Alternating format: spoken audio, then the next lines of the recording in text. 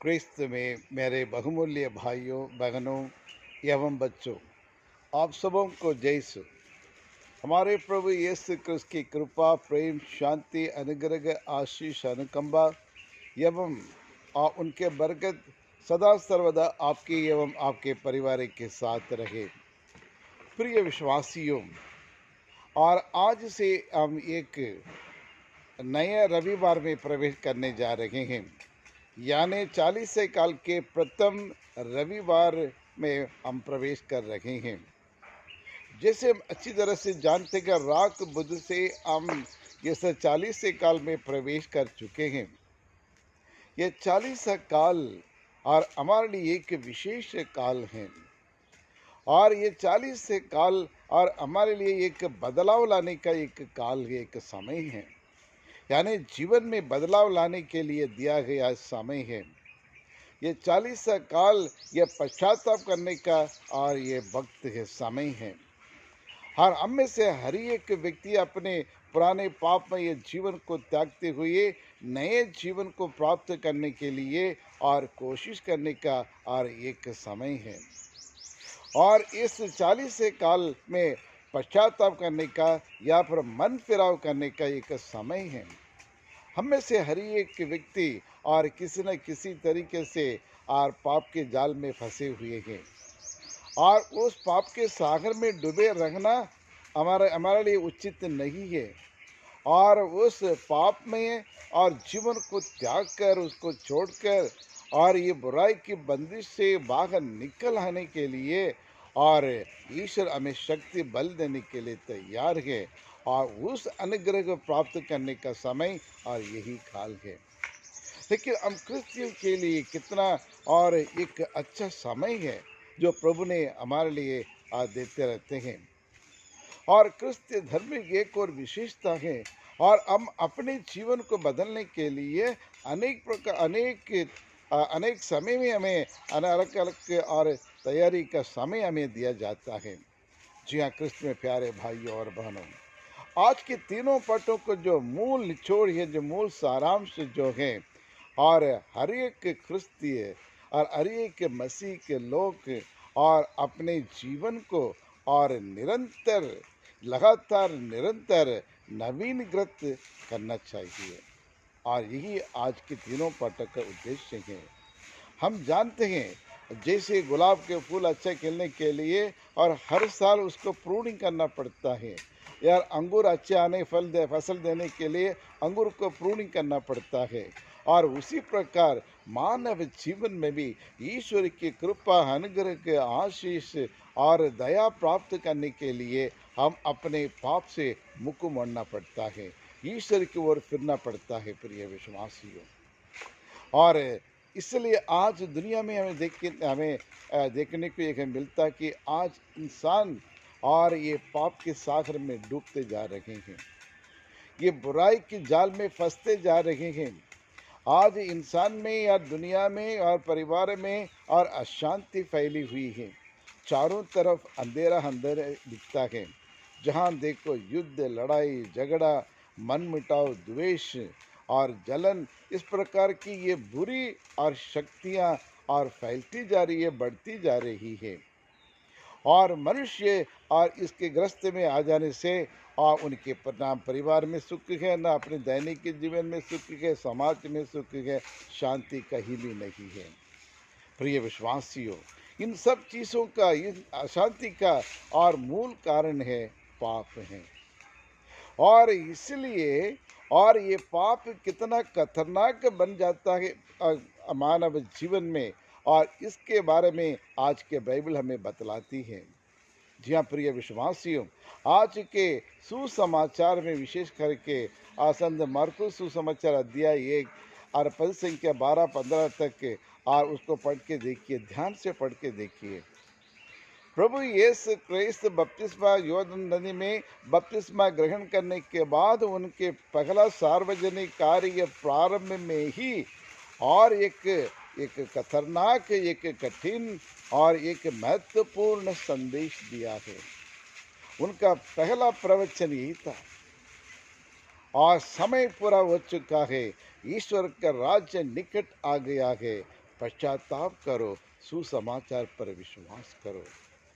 यानी प्रभु यीशु प्रेम के बारे में नहीं और दया करुणा के बारे में नहीं, लेकिन शुरू में ही उनने और उनके सार्वजनिक के जीवन के पहला उपदेश में ही और पश्चाताप के बारे में बतलाने लगे। यानी समाज में, उस समाज में इतने पापों से, पापों की गुलामी बन चुके थे और हर एक मानव जाति, हर एक इंसान।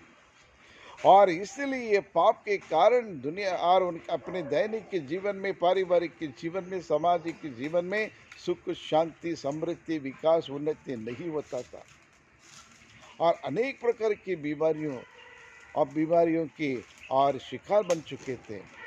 और इसलिए सारी दुनिया की और सारी मानव जाति के पापों का एक मूल, एक जड़ है पाप।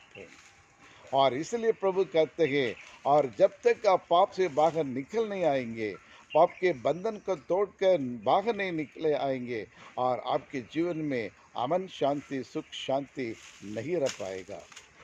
और इसलिए प्रभु यीशु क्रिस्त कहते हैं, समय पूरा हो चुका है, समय बचा नहीं है, कब कहाँ क्या होगा किसी को मालूम नहीं है। और इसलिए प्रभु यीशु क्रिस्त के समय पूरा हो चुका है, ईश्वर का राज्य निकट आ गया है।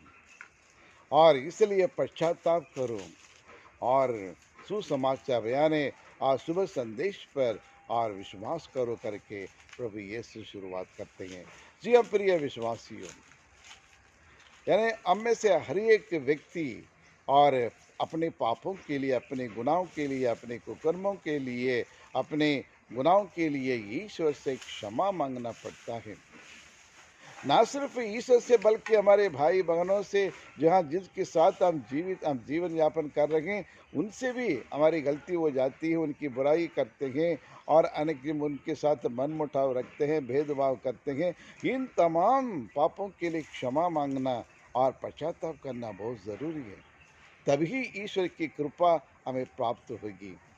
जी हाँ क्रिस्त में प्यारे भाइयों और बहनों, लेकिन आज दुनिया कोई किसी को माफ़ करने के लिए तैयार नहीं, क्षमा करने के लिए तैयार नहीं, इसलिए वो बीमारी के शिकार बन जाते हैं और अनेक प्रकार की और दुर्घटना का सामना करना पड़ता है। लेकिन जिसके मन में शांति है वो दूसरों को भी शांति देता है। जी हाँ प्रिय विश्वासियों, लेकिन हमारा परमेश्वर ऐसा परमेश्वर है, दयालु परमेश्वर है, जो अपने पापों के लिए प्रयाचित करते हुए सच्चे हृदय से, पश्चाताप के हृदय से प्रभु के पास लौट आते हैं और अपने पापों को प्रकट करते हैं और डिसीजन लेते हैं, निर्णय लेते हैं आज के बाद इस प्रकार के पाप नहीं करूँगा और अपने पाप को छोड़ देते हैं और ईश्वर उन्हें क्षमा कर देते हैं, क्योंकि हमारा ईश्वर दयालु परमेश्वर है, करुणामय परमेश्वर है और अत्यंत सहनशील परमेश्वर है और हमेशा में पापों की क्षमा करने के लिए तैयार है। आज के पहले पाठ में उत्पत्ति ग्रंथ में भी हमने यही देखा, अध्याय और 9 में और हमने पढ़ा था।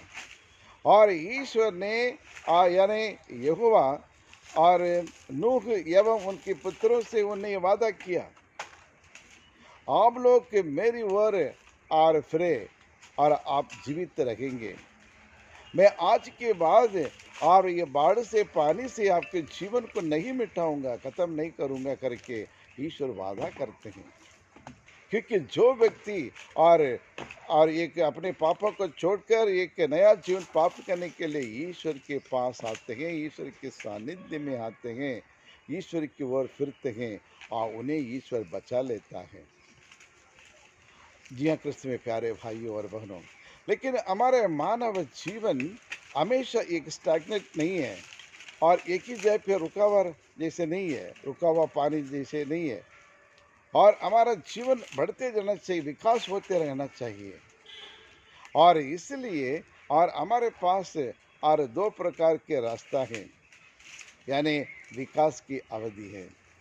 विकास की अवधि मतलब हम अपने पापमय जीवन को त्यागना पड़ेगा, छोड़ना पड़ेगा। जी हाँ प्रिय विश्वासियों, जिस प्रकार संत पौलुस ने और रोमियो के नाम संत पौलुस का पत्र और अध्याय 14-17 में ये कहते हैं, और ईश्वर का राज्य धार्मिकता शांति आनंद में समाहित है।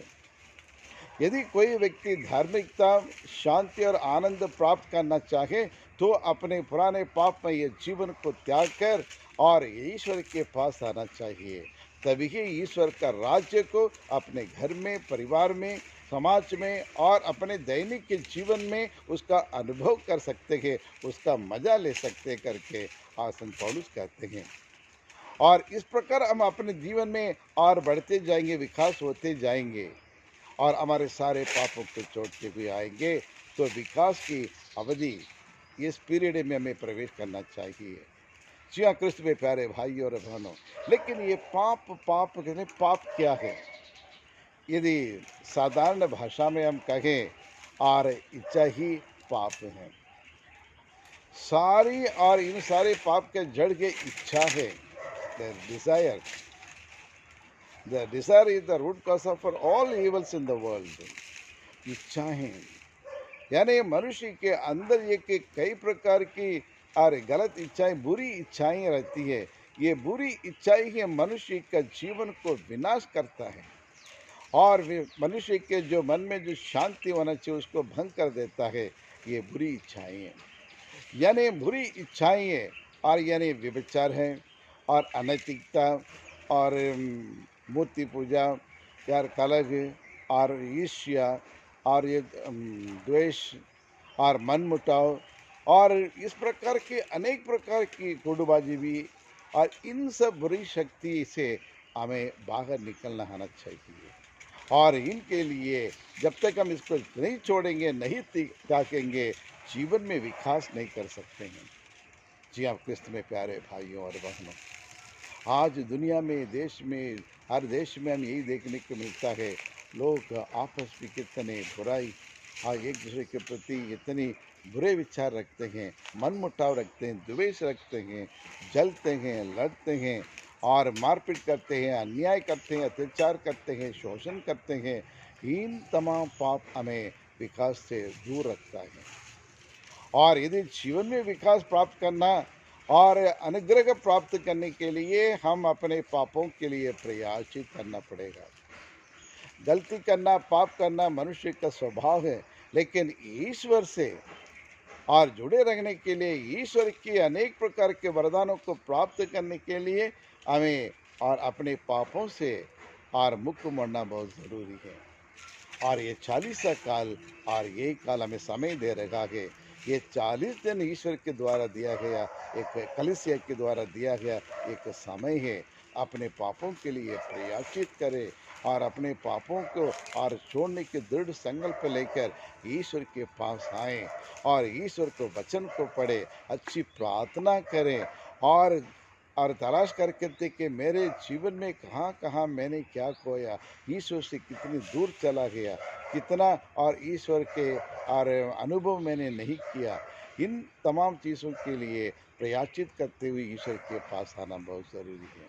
जी हाँ, प्रिय प्रिय प्रिय विश्वासियों, ये कि विकास की अवधि है और दूसरा एक रास्ता है, एक मार्ग है। हम प्रशिक्षण की अवधि है, प्रशिक्षण ट्रेनिंग की अवधि है।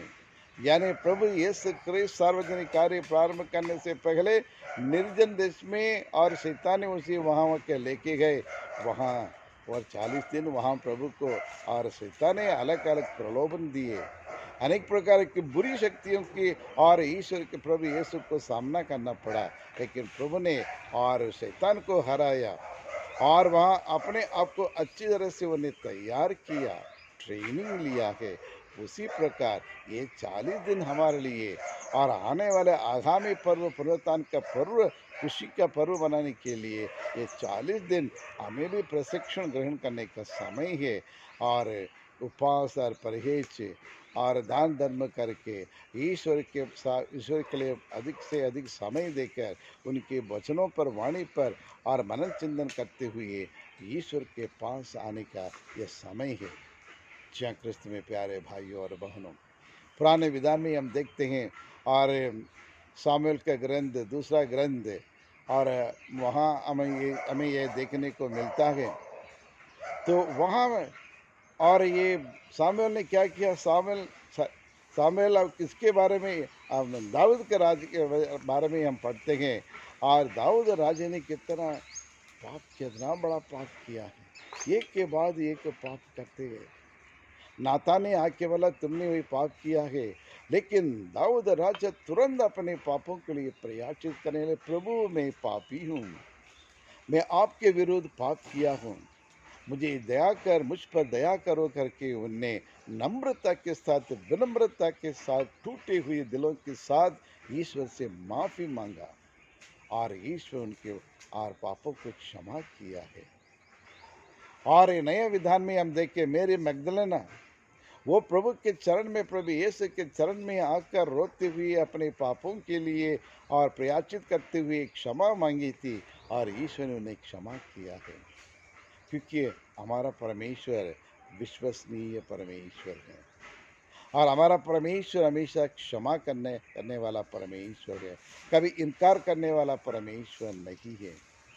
जी हाँ क्रिस्त में प्यारे भाई और बहनों, आइए प्रभु के पास हम अपने पापों के लिए प्रयाचित करते हुए प्रभु के पास लौट आए। ये 40 काल हमारे लिए अनुग्रह का काल बनने के लिए हम अपने आप को और अच्छी तरह से तैयारी करें। ये सर्वशक्तिमान शाश्वत परमेश्वर, हम आपको धन्यवाद देते हैं। हमें इस 40 काल देने के लिए हम कोटि कोटि धन्यवाद देते हैं, ताकि हम अपने पुराने पापमय जीवन के बारे में मनन चिंतन करते हुए एक नया जीवन प्राप्त करने के लिए और एक उचित समय आपने हमें दिया है प्रभु, उसके लिए हम आपको धन्यवाद देते हैं। और इन दिनों हमारे देश में होने वाले हर एक बुराई को दूर करने के लिए शक्ति बल हमें दे प्रभु। हमारे राज्य नेताओं को, पॉलिटिशियंस को और हर अधिकारी को प्रभु, प्रभु आप उन्हें अच्छे ज्ञान दे, बुद्धि दे, ताकि वे आपस में धर्म के नाम से, भाषा के नाम से, संस्कृति के नाम से लड़ाई झगड़ा ना करें, आपस में शांति बनाए रखें और लोगों की सेवा के लिए और लोगों की और एकता के लिए काम कर सके, अपनी जिम्मेदारियों को और सच्चे मन से वो कर सके प्रभु। साथ साथ हमारे सभी पूरे भारत देश में जितने भी बच्चे और ये परीक्षा लिख रहे हैं, हर एक छात्र छात्राओं के लिए विशेष करके और बोर्ड क्लास के हर एक छात्र छात्राओं के लिए भी हम प्रार्थना करते हैं प्रभु, आप उन पर अपने अभिषेक प्रदान करें, अच्छे ज्ञान, विवेक, स्मरण शक्ति दे, ताकि वे और अच्छे स्वस्थ पाकर अच्छी तरह से एग्ज़ाम लिखकर अच्छे नंबर में पास हो सकें। और जितने भी लोग ये अनेक प्रकार की बीमारियों से पीड़ित हैं, जो कैंसर की बीमारी क्यों ना हो, शुगर की बीमारी क्यों ना हो, ब्लड प्रेशर की बीमारी क्यों ना हो, किडनी प्रॉब्लम क्यों ना हो, लंग्स प्रॉब्लम क्यों ना हो, या एलर्जी की बीमारी से क्यों ना हो, और हे प्रभु यीशु इन सबों पर अपने चंगाई के हाथ रखकर उन्हें चंगाई उन्हें प्रदान करे, क्योंकि चंगाई दाता आप ही हैं। आपसे बढ़कर कोई उत्तम और ये डॉक्टर इस संसार में कोई नहीं है प्रभु, आप ही एक उत्तम डॉक्टर है, सर्वश्रेष्ठ डॉक्टर है, और आप ही, आपके वचन ही उनके लिए औषधि है। तो प्रभु इसी के लिए हम प्रार्थना करते हैं हमारे प्रभु क्रिस्त के द्वारा। आमीन आमीन।